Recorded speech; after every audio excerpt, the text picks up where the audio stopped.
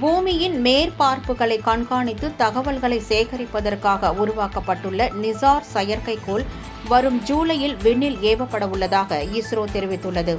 அமெரிக்காவின் நாசா மற்றும் இஸ்ரோ இணைந்து உருவாக்கியுள்ள நிசார் செயற்கைக்கோள் 2800 கிலோ எடை கொண்டது. இந்த செயற்கைக்கோளின் ஆயுட்காலம் 3 ஆண்டுகளாகும். பல்வேறு கட்ட ஆய்வுகளுக்கு பின்னர் கடந்த மாதம் ஸ்ரீஹரிகோட்டா விண்வெளி ஆய்வு மையத்திற்கு கொண்டுவரப்பட்டது. பின்னர் கடந்த மாதம் பெங்களூருவில் இருந்து ஆந்திர மாநிலம் திருப்பதி மாவட்டம் ஸ்ரீஹரிகோட்டாவில் உள்ள சதீஷ் தவான் விண்வெளி ஆய்வு மையத்திற்கு நிசார் செயற்கைக்கோள் முழு சோதனையை முடித்து கொண்டுவரப்பட்ட நிலையில் நிசார் செயற்கைக்கோள் ஜூலையில் விண்ணில் ஏவ திட்டமிட்டுள்ளதாக இஸ்ரோ தெரிவித்துள்ளது.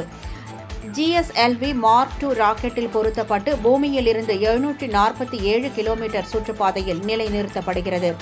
இந்த செயற்கைக்கோள் பூமியின் மேற்பரப்பில் ஏற்படும் மாற்றங்களை துல்லியமாக கண்காணிக்கவும், குறிப்பாக பனிப்பாறைகள், காடுகள் மற்றும் விவசாய நிலங்கள் போன்றவற்றை ஆய்வு செய்யும்.